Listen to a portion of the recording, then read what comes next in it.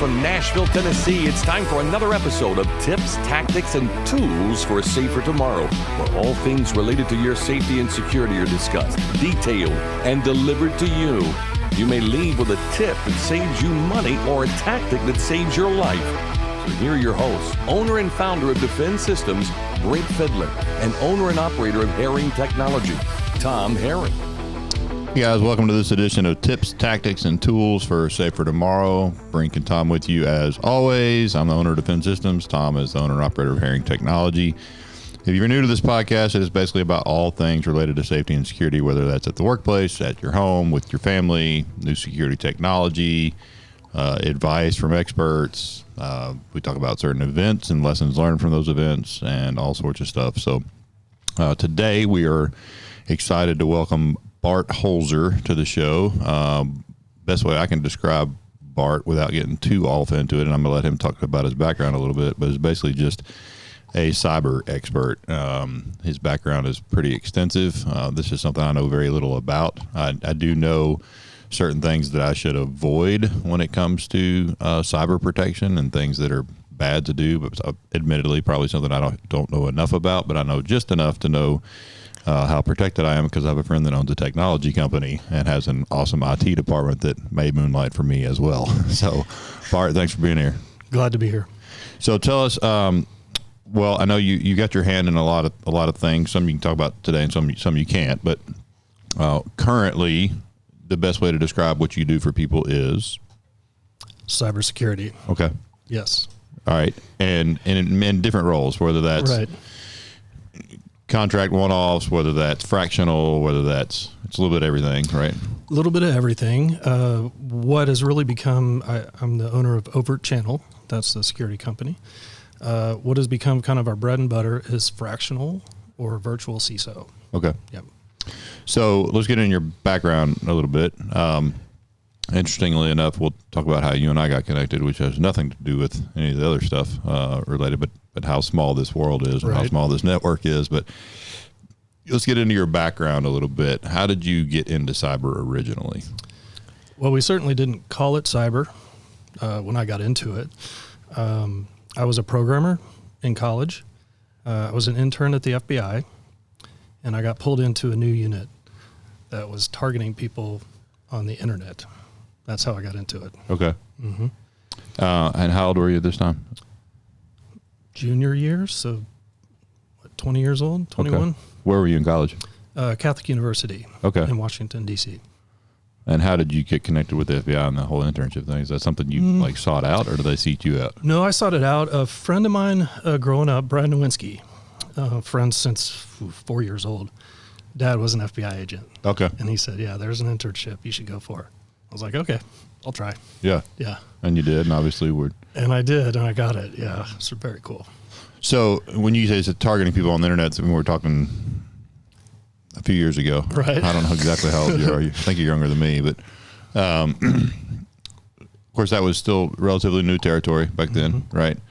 But anytime there's new territory, then it's also new territory for the criminal element as well to prey and all those sorts of things. So what kind of stuff were y'all doing in the beginning? Well, so this would have been 1996 was the internship. I took a full-time position as a contract. So I was not an FBI employee. I was an engineer. Now it would have been 97. And yeah, it was one of those like, hey, this internet thing's taken off. Like bad guys are going to use it. We should come up with some way of tracking them, some way of getting their email at that time. Okay.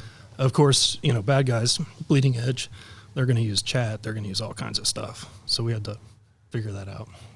We'll get in a little bit more about that for people that don't understand what you mean. But they're going to use chat. I know what you mean. Meaning they're going to use chat to communicate, not transmit an email that back and forth that's easier to grab. But right. So, even today, we know law enforcement can intercept phone calls. So send me an email. Well, then eventually they can probably get our emails. So send me a chat or text me or whatever the new thing is. That's typically how the bad guys operate. So what were y'all doing like early on? Like what was first kind of case you guys were working on?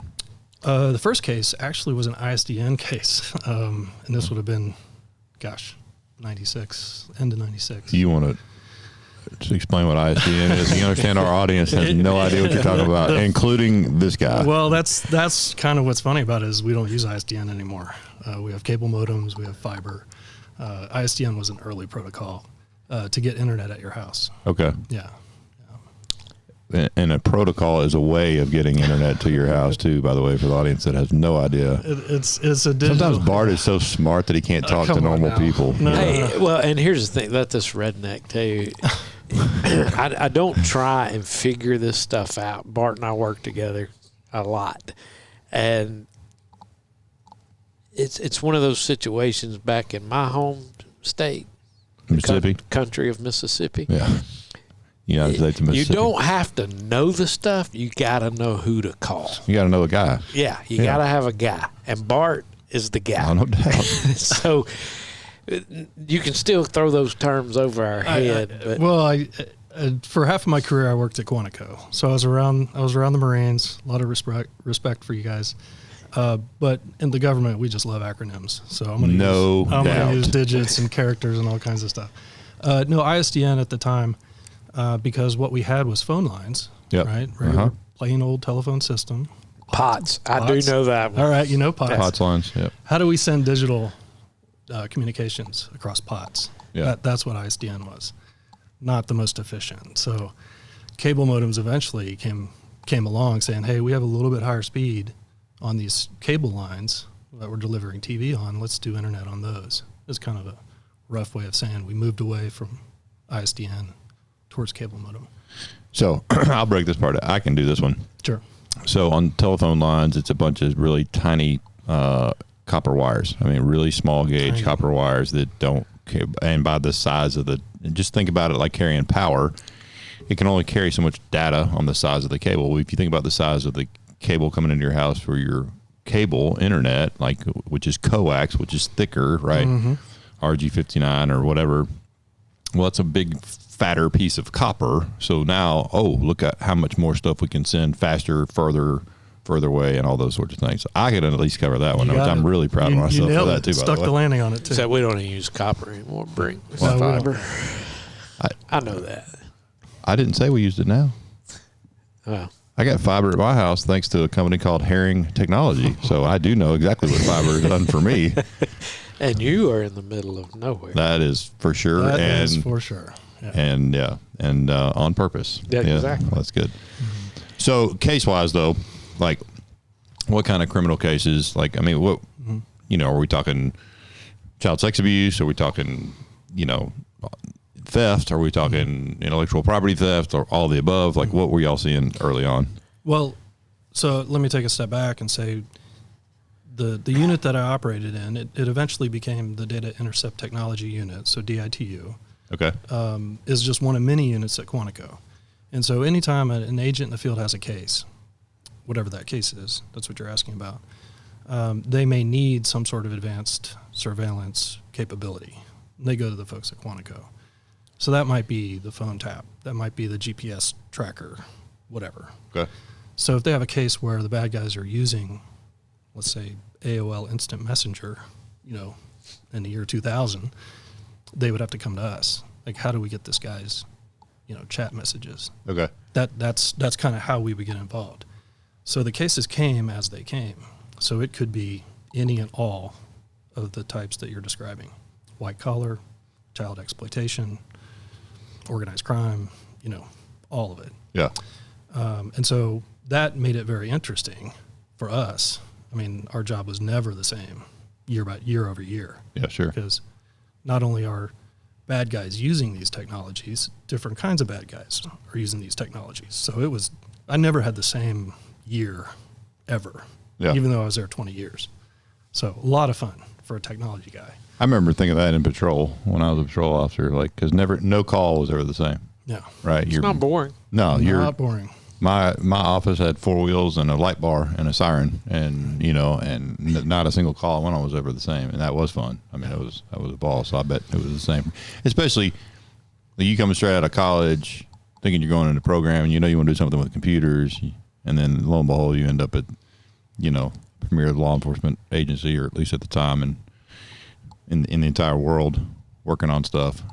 You had to be this is awesome. I mean, Oh, freaking awesome, man. yeah. Now, I will say I'm in a locked closet, right? Yeah, sure. In a locked building, Yeah. behind a fence, on a military base, behind a fence. Like, Yeah.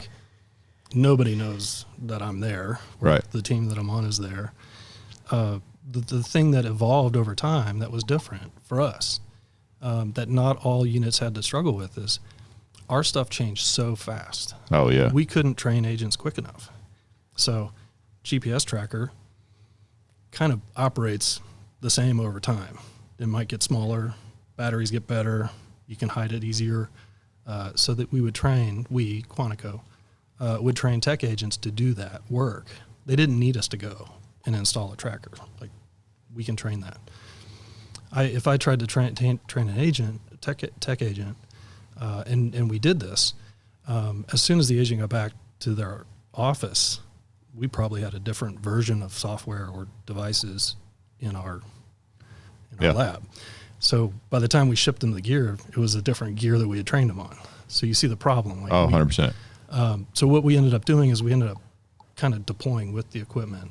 And that's how I got from that locked closet where nobody knew who I was to being in the field. Okay. Where it was a little bit more forward facing. But still out of Quantico? Is that where you were quote unquote deploy from? Deploy from, yeah. So we call it deployments. Yeah. So I travel from Quantico, and our team, we travel from Quantico. And you can imagine flying out of Dulles and having to go into LA.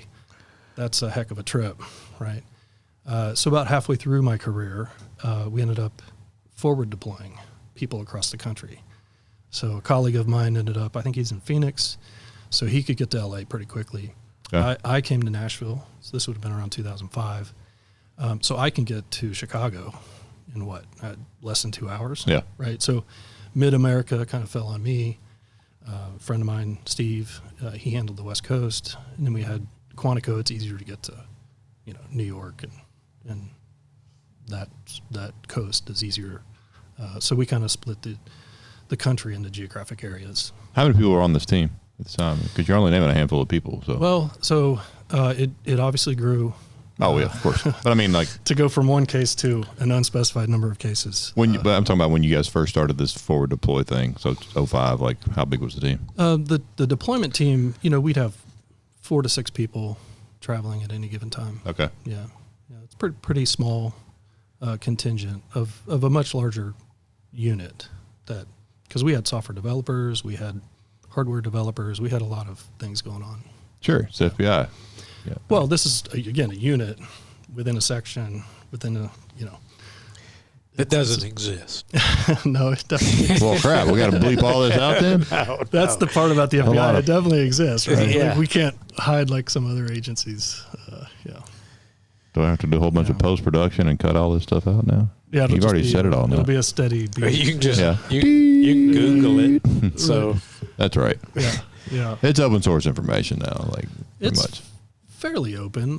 The thing that the big X factor, and this is, I think pretty obvious to anybody who was alive at that time, 9/11 just changed everything. 100%. As it should have. Changed everything, and I mean tectonic shift from we the FBI, it's a law enforcement agency, and then this huge shift happens where we're also a counterterrorism agency, counterintelligence agency. And we might have done a little bit of that before, but now it is our number one mission. Yeah. 1 and 2.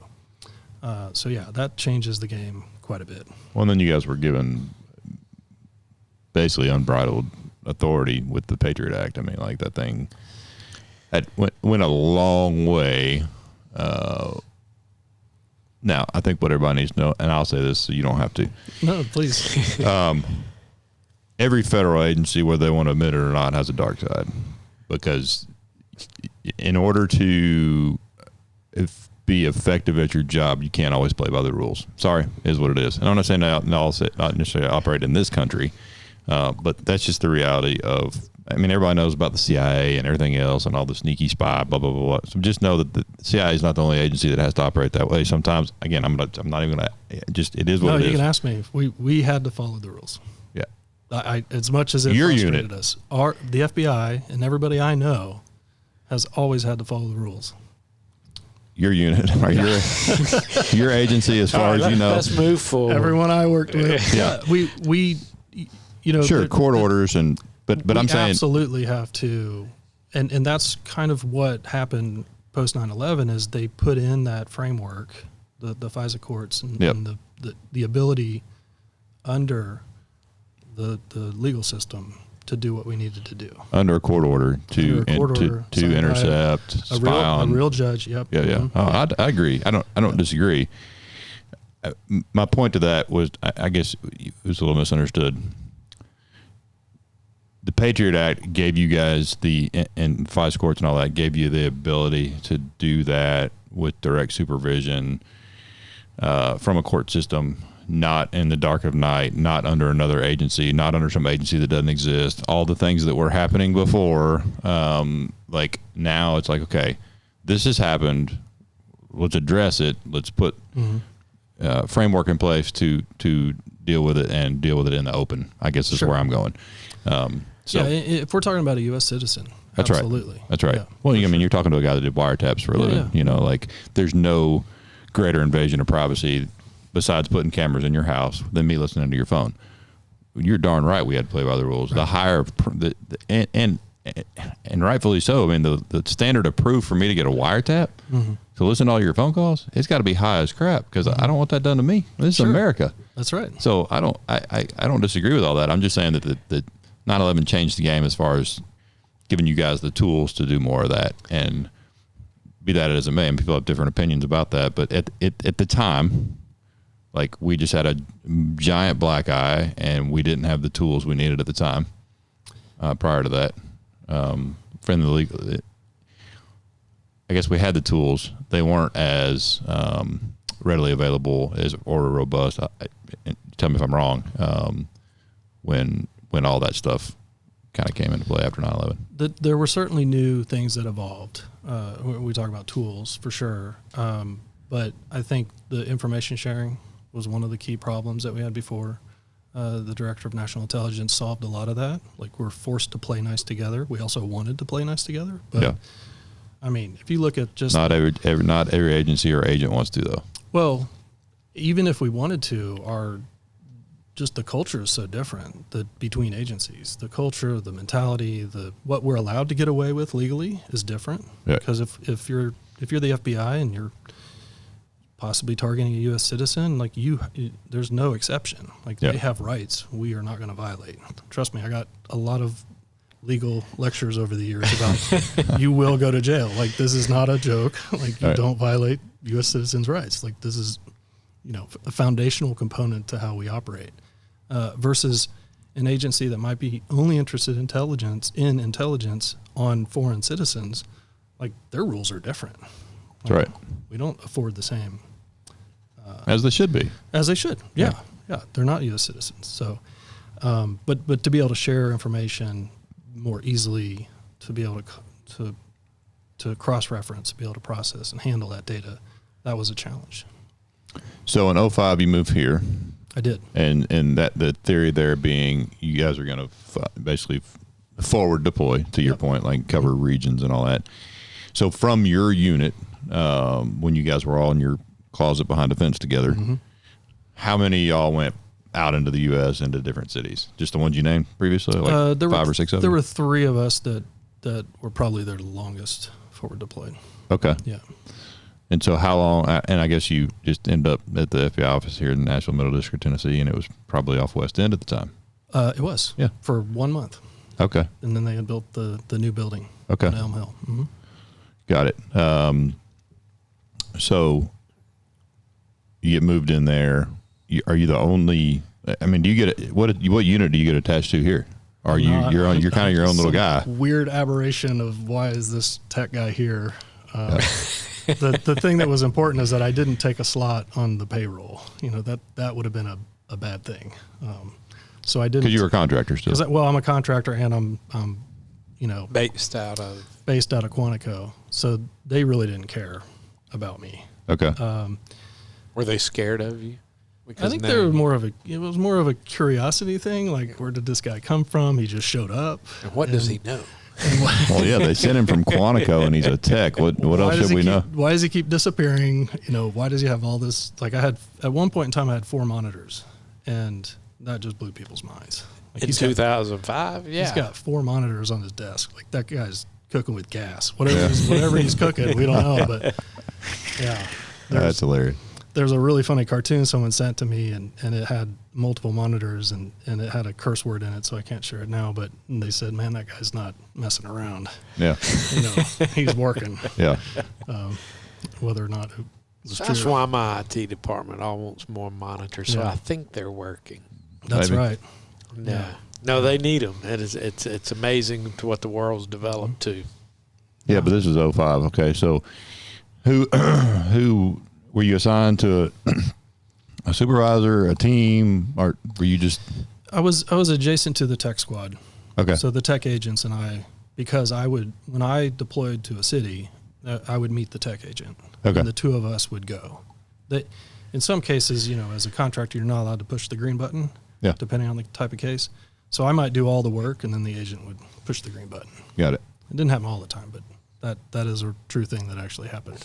So also Back to playing by the rules, right? playing by the rules. And Yeah. by the way, the tech agent, that's a sworn law enforcement officer with a gun. I feel more safe having that person with me Sure. than if I'm going by myself, especially at night, sometimes surreptitiously, sometimes under a ruse, but Yeah. usually in the open, depending on where we were going. But yeah, Do you remember the first case you deployed on out of the national office? that is a great question. I don't. I traveled so much that it's all kind of a blur. I certainly worked a lot of cases in Indianapolis, Chicago, Kansas City. I'm sure it was probably one of those cities. Do you have a favorite case you worked on, like that was most meaningful to you, or coolest, or Well, that you can talk about? yeah. So I won't talk about what I worked on. I'll talk about our team. Because as a group, we did some really great case work. There's one in particular that stands out, the Maury Travis, is that right? Case out of St. Louis, serial killer, African-American, which was unusual. And he was killing prostitutes and not getting the recognition he wanted. So we started writing letters to the newspaper in town, and still didn't get the recognition that he wanted. So he started printing maps showing where to find the bodies, because he wanted them found a little more quickly so that he could get a reputation for being a serial killer. Okay. And he was printing those off an online map service. And that's why it came to our unit, just because it was an online mapping agency or company. And so our unit got involved, and we're the ones that kind of found out where he was. And once we found out where he was, the police showed up, and when he opened the door, he said, "Oh, I've been waiting. You got me." And all the evidence Got what was, he wanted. He got, yeah. So he didn't even deny it. And this is all in the press. You can read all about it. But all the evidence was in his house. It wasn't even. There was no question that they had the right guy. So that was it. Do you remember how many you killed? I don't. Doesn't really matter if you're. It doesn't matter. Yeah. You're a serial killer, and that's that many families without anybody. Notable cases you worked on, like that people would know about? We worked the Charles Cobb case. Okay. And he was a top 10 fugitive. He was the shooter. He killed at least 2, I think, abortion doctors, and then went underground. He had people supporting him, and we had reason to believe that he had left the country. And he was still getting support by people in the United States. And this has been published and might even be in movies and stuff, but they were communicating via shared email, and we thought they were sending emails back and forth. They weren't. So there was nothing to intercept. Nobody ever hit send. And eventually we figured out, they're... I don't know if I want you to go here. I don't know if I want you to go here, though, because... What is that? We don't know who all listens to this. Yeah, we don't want to educate either. Okay, well... I think I know where you're going, because we had a very similar thing happen. Similar thing. It's not the only time it's happened, but I'll end the story by saying we figured out how they were communicating, and we ended up getting onto him in France, and it was a Western Union pickup situation. Okay. And this is one of those situations where, and I have a few, where, I mean, if you think about arresting someone overseas, like what it would take, the liaison work that needs to happen, the cooperation between law enforcement that needs to happen. Oh, yeah. That happened. So he had an issue picking up the money. I don't recall what. So we actually went to a payphone and called the people. Now, we had already known he was going there because of the email side of things. So we kind of knew the area. Well, we intercepted the phone call too. And while he's on the phone and he says, "Oh, I'm across the street in the payphone," the French police picked him up. And my understanding, he was still on the line, which is That's pretty quick response. That's pretty quick. Like it doesn't always happen that fast, but that's a good example of cooperation, and we got our guy. No, and literally while he's on the phone talking, that reminds me. Yeah. Not to make this about me, but I did a lot of search warrants back in the day. I've heard. I was a narcotics guy, and we had bought dope out of it was old motel room up off Dickerson Road that they converted into like apartments basically, but it's still a motel, right? But so we bought some dope out of there. Went back a few nights later to knock the door in, and it's a typical motel room. There's not much to it, right? And we hit the door, and this dude's laying on the bed smoking weed, watching Cops. Oh, fantastic. That's great. And we're like, "You didn't know you were going to get it live, did you?" Yeah, He's like, "No, my God, no." He's just trying to sit there and get high and watch his episode of Cops. But talk about living in the moment. Talking about cooperation between countries, one of the cases that I don't think got much press, we had a lead on a child exploitation producer. So this is someone who's creating the content. Mm-hmm. This is the worst of the worst. And I believe it came from Germany. The lead that came from Germany. And it was someone in the South, and actually within driving distance of me. And that we got in on a Thursday night or Friday. I did the install on Saturday morning. We started collecting on the guy, and they arrested him Monday morning. Wow. And got him. That's one of the fastest turnarounds that I've seen. You say install, can we talk about, not devices and all that, but where you're capturing incoming and outgoing data from his internet, his internet connection to his house. Okay. Yep. Mm-hmm. Got it. Yeah. That is fast. And if you think about it, your house, if you have cable modem, for example, your cable line goes to some switch, nondescript box or building in near your neighborhood. From there, it goes to point of presence. From there, it goes to an ISP. From there, it goes to an IAP. Anywhere in that chain. ISP is Internet Service Provider. Got it. Yeah. IAP is Internet Access Provider. Okay. It's much bigger. Anywhere in that chain, we can try to insert ourselves to try to get that guy's traffic. And we're only allowed that guy's traffic, at least in the FBI.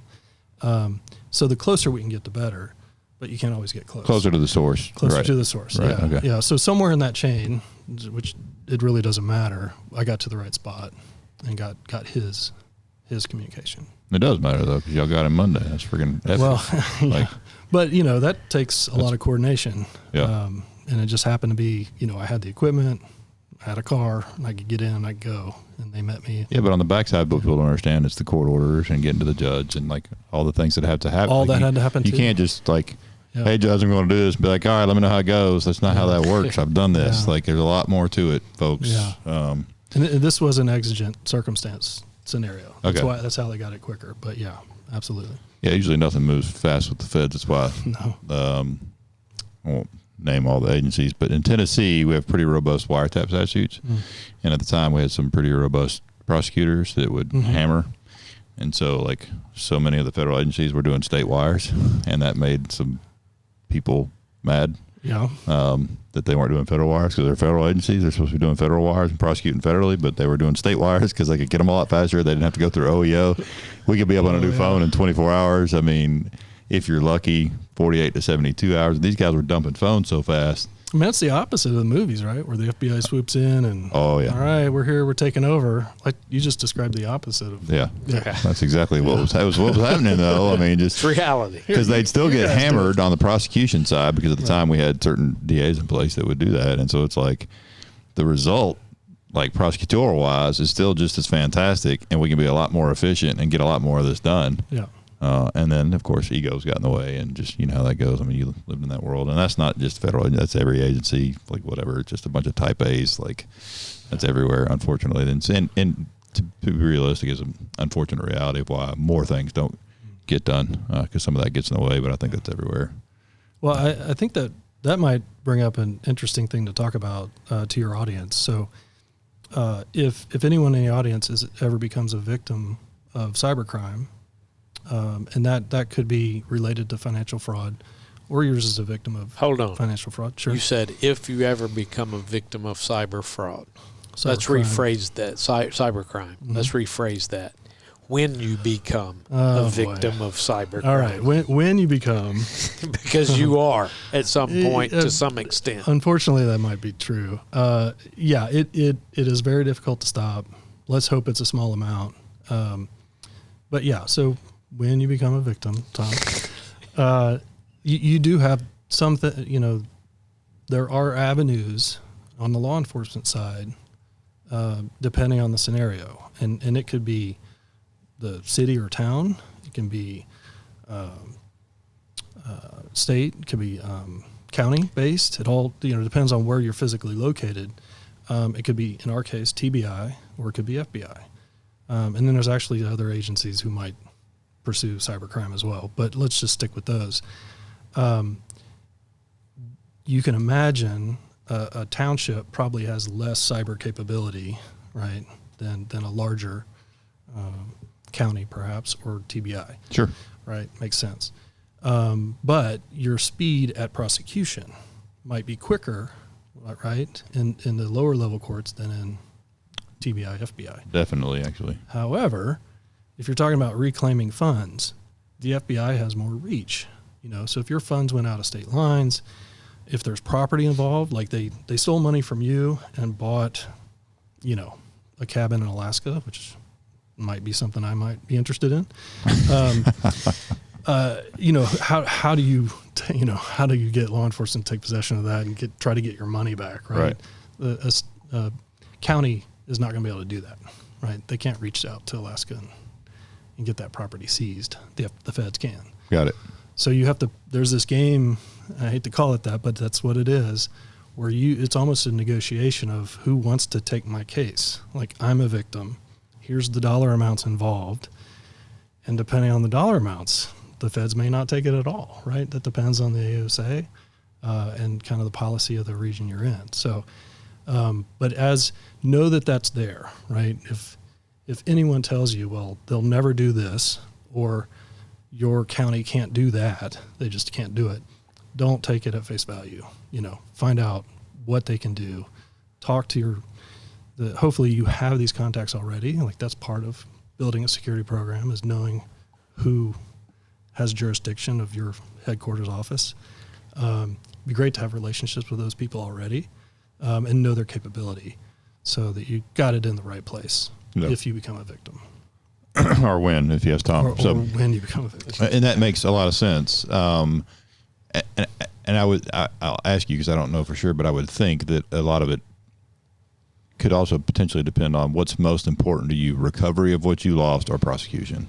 Because sometimes, like, the speed with which things can move, and, you know, could potentially affect the investigative side, but we can get your stuff back really fast. But understand that we may not get all the data we need or whatever for as good a prosecution case. So is that fair? I mean, that's fair. And insurance plays into this as well. Sure. You know, what kind of coverage do you have?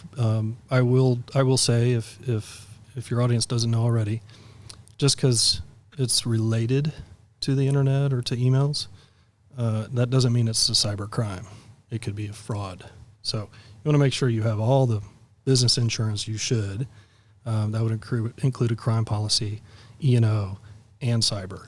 And between all of these policies, whatever that scenario is, hopefully it's covered, and you get some reimbursement back. Cyber, by the way, is extremely expensive.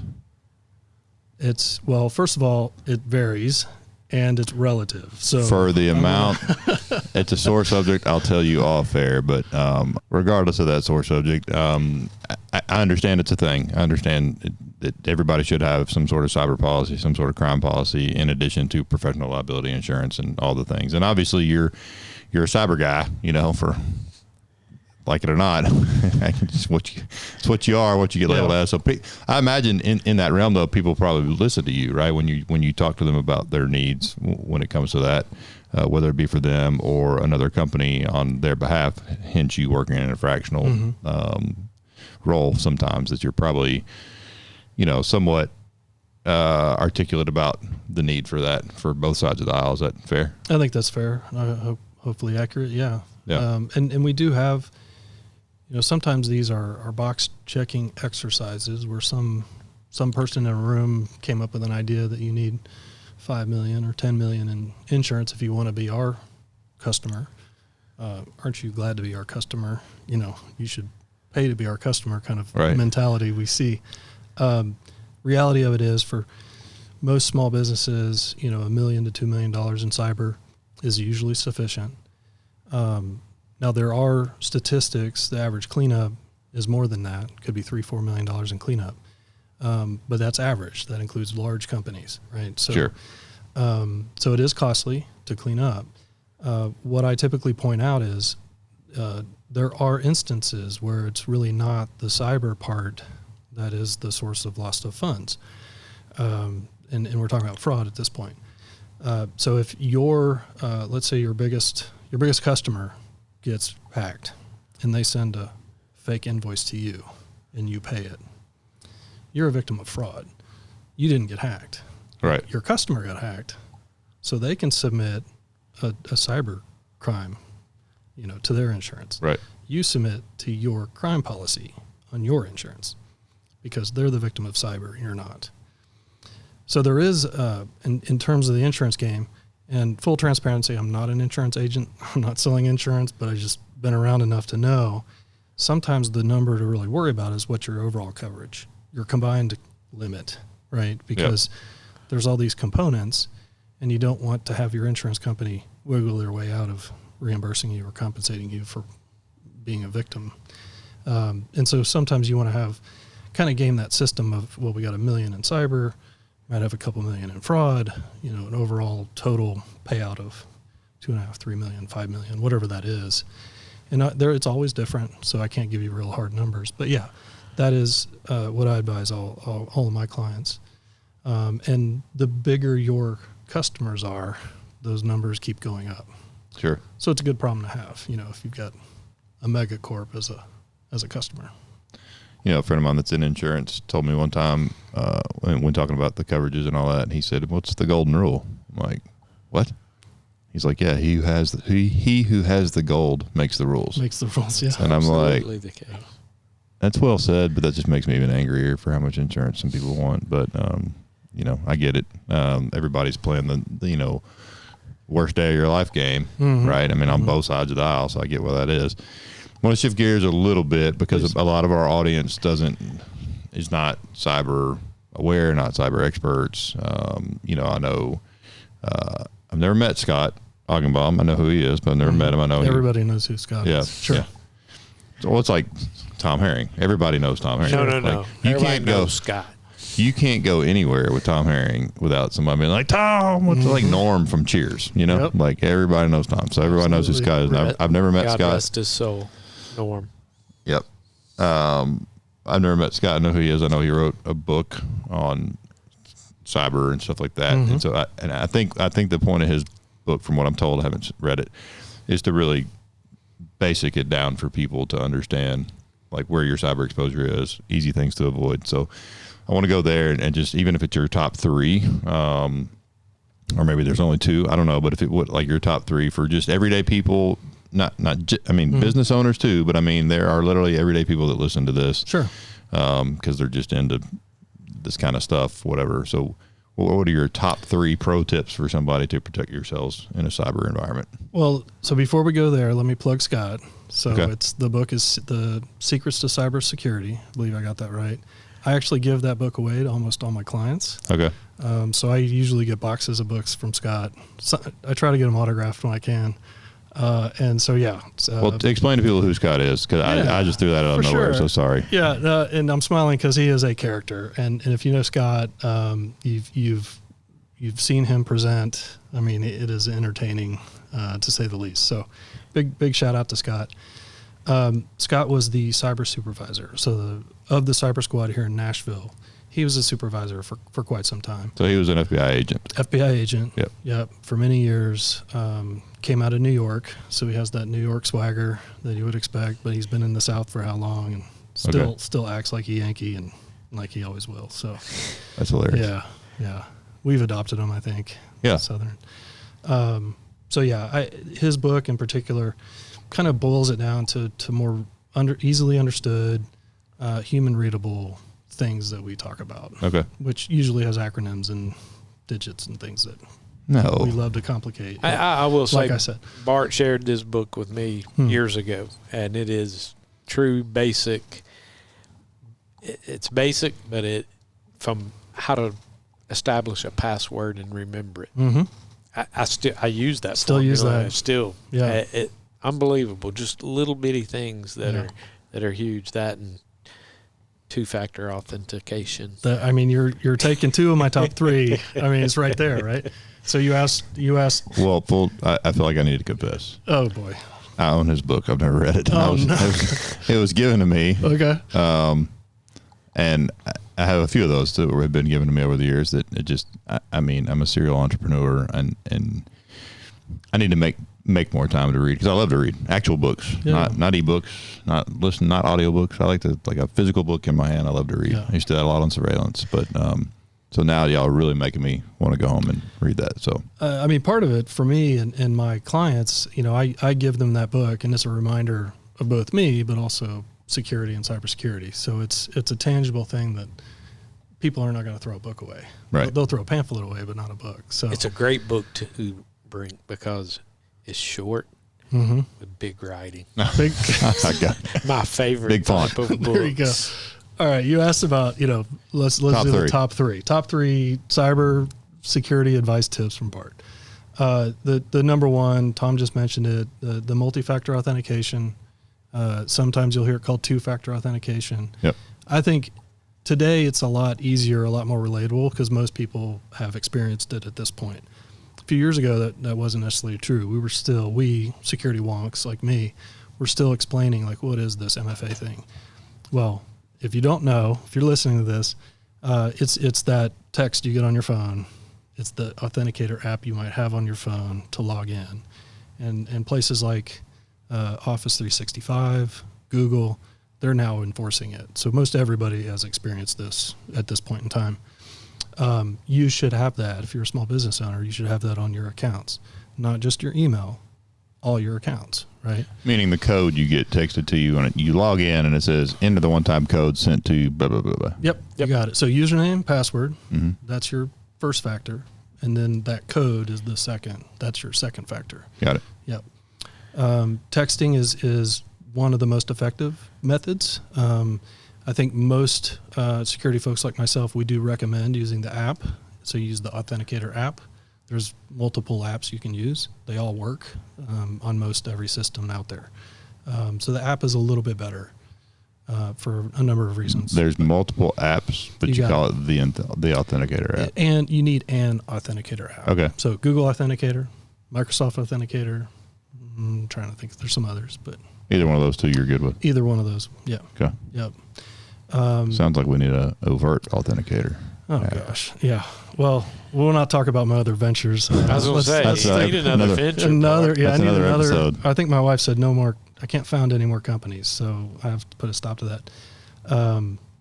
Yeah. So number one, multi-factor authentication, and what I do want to point out to folks listening, I'm guessing you probably have it turned on your email, but what about the other stuff in your business? What about the QuickBooks, and what about maybe your website or your social media accounts for your business? Or, every business has more than one login. Sure. And it could be a lot. You got to turn it on everywhere you can. For folks who are a little more advanced, we can talk about single sign-on, where you actually, instead of logging into each one individually, you point that particular software at Google or Microsoft. So you log in one place called single sign-on. So then you can get in everywhere. A little bit more advanced, but as long as more or less secure than two-factor. It's effectively the same. It's easier to manage because you have a one source of truth for your identity. Got it. And so when you terminate an employee, for example, you can turn them off easier if you have single sign-on. But multi-factor, let's leave that at number one. Has been number one for a while. There's a tangent we can get off on this particular topic. There is something pretty scary out there where tokens are being hijacked, and they're circumventing your multi-factor. It is one of the scariest things I've seen in a long time. I would say it's given that there's all these advanced attacks, the bad guys are always trying to get around the security we put in place. My advice to everyone is be extra diligent. Don't click on stuff. When you get messages from certainly your vendors, your partners, employees, you need to make sure you're expecting that email from them, and you're not just clicking on everything that's in an email. You'll get in trouble. And it's never more true than today. Just don't click. And because multi-factor is not the silver bullet. So it's going to be number one, stays at number one, but not a silver bullet. All right, number two. And Tom brought this up. You got to have a good password. And trust me, I thought, just like everybody on the planet, I had the infallible, no one will ever figure out Bart's master password schema, where I come up with this little code based on, this homebrew thing that I came up with. Bad guys figure that out in 5 minutes. They've seen it all. So don't try to have some trick where you use password 1, password 2, password 3, a little more advanced, obviously, but that never works. What I recommend is get a good password manager, use a unique password everywhere, use a complex password everywhere, save it in your password manager, and don't try to think of it, remember it off the top of your head. You remember basically one, which is the password manager password. Yeah. If you can get into that, you can get into everything. Do you have a favorite password manager or top three? Everybody asks me that. I personally like Keeper. I've heard that a lot. Yeah, I like Keeper a lot. The big players out there, LastPass is a big one. I know there's a listener saying, didn't they get hacked recently? Yeah, they got hacked recently. Everyone's going to get hacked eventually. And there's this weird kind of reverse thing that happens that they're probably better today, more secure today, being that they got hacked before than if they hadn't got hacked. So they're still on my list. And then I think OnePass is probably one of the big ones. But you personally use Keeper? I use Keeper. Not only do I use Keeper in my business, I use it at home. And that's when we talk about passwords and anything we talk about in cyber, I would say whatever lessons you learn in the office, right, or at work or wherever, you should apply that to your personal life. So if I'm supposed to use MFA on my email at work, I should turn it on my Gmail account, right? Sure. And so, if I'm supposed to use unique passwords at work, I need to use unique passwords at home. The way that some cybercrime happens is, I've got, I don't know about you, I've got hundreds of logins. Like I have a login to Kroger for whatever, I'm not even sure why. But if Kroger got hacked and I'm using the same email and password there as I am at my bank, I'm in real trouble, right? Yeah. It's not the bank's fault that some other system got hacked and I used the same password. So unique passwords. When it comes to family, and this is what I love about the big, password managers that have good features. All my kids have accounts. I can share things back and forth with family members. We can have a shared, folder of passwords. And it's not just passwords. So if there is a gate code, for the gate to get into the pool, that's in Keeper. And so it's a shared folder. All my kids can get to the gate code, right? Yeah, that's cool. And so we've started living our life in terms of like secrets and shared passwords and stuff in Keeper. And, if we're doing parenting tips, that and shared calendars, I don't know how our family would survive without those two things. We've got 4 kids, and now we have 2 dogs as of yesterday. It's just a lot, right? So, so we got number 1, MFA. Number 2, a good password manager. What do you do for number 3? Well, I think you hit it, but maybe not. No, I would say for number 3, and I touched on it. You should, when it comes to communications, be expecting the communications, right? And this is way broader than just email phishing, right? If you get a letter in the mail, an invoice from a customer, you should be expecting that invoice, right? Like, correct. It would be foolish to just pay every invoice that arrived in your literal mailbox, right? Yep. It happens all the time. You get an invoice, looks legit, came from our vendor, send a check, and you realize that wasn't your vendor, So, and inevitably it's like, well, Bart, we get tons of email, we get tons of letters, we get calls. How do I know if it's the vendor or not, or my partner or not, or my employee or not? Well, you pick up the phone and you call if you get an email. If you get a call, then you email. All right. It's a kind of a way of saying, let's do 2-factor in everything, right? We're always going to do a 2-step verification. Yep. Especially if we're doing anything like changing passwords, resetting MFA, wiring money, giving the code to the gate, anything that's sensitive information we wouldn't normally give out, we should have some sort of 2-step process. Yeah, I agree. And that's really good advice. That's where I was going when I said, I think you already hit on it, was I know for a fact, I've seen emails like what you're talking about. They come from an employee. Hey, I changed banks and blah, blah, blah, blah, blah, and all this Can other you stuff. Send my paycheck to this new bank account? All the absolutely. other stuff. And they're everywhere. So, but if you're not a business owner, and you're not, people would know that, right? Like if you're not experiencing that kind of stuff. Right.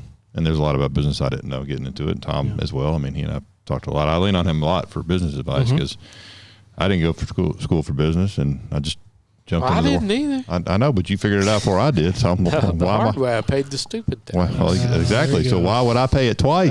Yeah. Like I'm listen, learn from your mistakes, and I've done that a lot with other entrepreneurs. Tell me, give me some advice, but tell me about mistakes you made too. So I'm not here to reinvent the wheel. I'm not anything special. I want to have a product that I want to push that I think people need. And obviously you do too. The good thing about what you do, it's always going to be a thing. And it's always going to be a thing. Always. And it a changing thing. Yeah. And I imagine it's probably not too economy dependent either, because it's like medicine. People have to go to the doctor. It doesn't matter what's going on with the economy. You're going to have to go to the doctor. Like it's just the end of the world.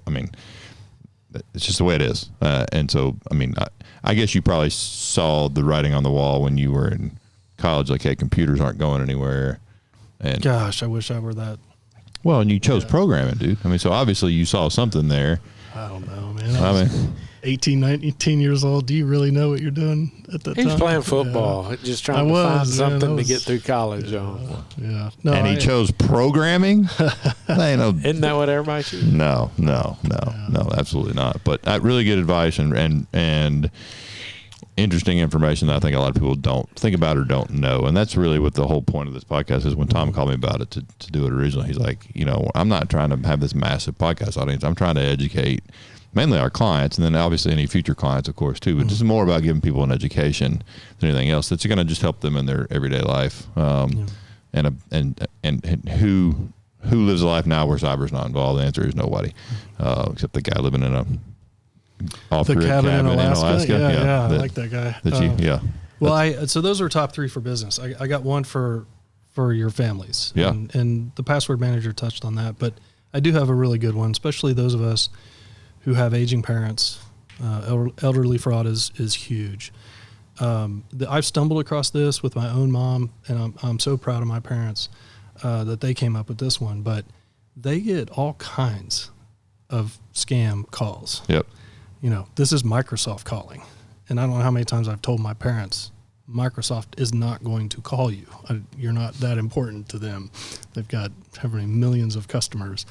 But inevitably Microsoft calls once a month, right? My mom started saying, well, my son works at the FBI, which is no longer true. I'll have him call you. And it's inevitably click. Yeah. And she told me that one day, and I'm like, man. That's brilliant. You don't even need a son, period. You can just say, I have a son in the FBI and see if they hang up or not. And I've started advising people that just say you do.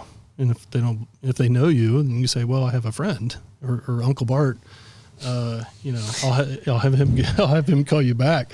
People are gonna have an Uncle Bart now. Yeah. Hey, I have Uncle Bart. I've had to on every front we just talked about. Yeah. I've had to use him. That's how I met him. Yep. Was we got an email phishing scheme that came in, a false invoice that came that did match. By the way, it matched the dollar amount. It matched everything with the client. We paid it. They didn't get it, and that's when I met Bart. Another good friend, Fazenbaker. Yep. Called him in, and Bart came in, sat down in this room, stared at all of us. We want to tell this story because you guys love picking on me on this one. And made our brand new office manager cry because it was her email that got phished. There were tears. And so he was just staring at everybody the whole time he's typing, and we're all sitting here going, what is this weirdo doing? He thinks it's me. He thinks it's me. The next thing you know, office manager's crying. And he's not that intimidating, by the way, if you're out there.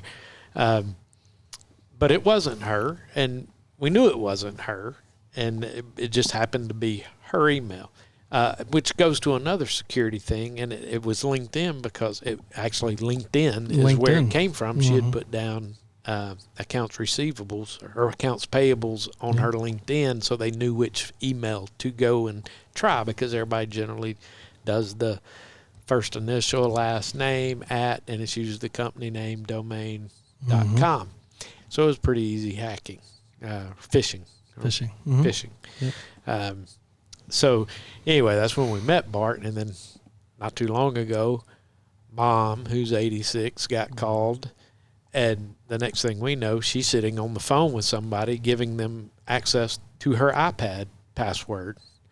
And so Bart went in, clean that up. Uncle Bart. Uncle Bart came over. Now, I don't do house calls for everybody, for those of you listening, but must be special. Yeah, but it's and that's why I said earlier, it's when it happens, not if it happens, because it's whether it's true cyber crime or just phishing or hacking or I got a text yesterday that my mail package was being held at the holding center because the address wasn't correct, and I needed to call and verify my information with them. And so it went to the OFU pile, and real quick. It was just like, I'm not. I got one the other day about about a parking ticket, parking fine or something? Like a toll. Okay, yeah, those are fun too. Yeah, my son paid one of those about a month ago that he got from the state of Texas. He hadn't paid his toll, but it was for $6.70, and it's like, son, were you in Texas? And coincidentally, he had been and visited. Okay. But his tag doesn't go to him. It was like none of this makes sense. They don't use facial rec to track down tolls. I mean, come on. But yeah, it's out there. Well, and it's the threats are never ending, and the cyber landscape is always changing, and it's going to continue to do that. And now with AI coming in, like, holy smokes, who knows how bad that's going to get? And I don't even want to go there. It's a whole different episode. Thank you. I was hoping AI didn't come up. Yeah, no, it will. I mean, we need to talk about it eventually, and probably with you. Sure. But I think it's again, this is tips, tactics, and tools for a safer tomorrow. Right. So that's a pretty broad concept. But we do appreciate you coming in. Obviously, we're both friends with you outside of the professional development side of the house, and I hit on this early on, but so Bart's wife used to work at a nonprofit and was one of my very first clients for our training program, and that's how we found out. And that was through Charlie Bradley, of course, from who's a good friend of ours, retired from TBI. So Nashville's a big city, but a small world, especially in the security space. So not just professionally, but personally too. We appreciate you being here and giving up your time. And we know you're a busy guy, but you're a wealth of knowledge. That's another thing I love about Bart is he's super knowledgeable and there's no ego. There's a lot of guys in our industry that have a lot of ego, and that's something you don't have. So I appreciate that. You're easy to work with, and I think people need to know that too. So real quick, if people are looking for more information, just reach out to you at overtchannel.com. Is that the easiest? Overtchannel.com. Overt, O-V-E-R-T, channel.com. That's going to do it for this edition of Tips, Tactics, and Tools for a Safer Tomorrow. You can find us on social media, reach out to us on either website, defensesystems.com or herringtechnology.com. And you can always email us at info@tipstacticstools.com. I'm out.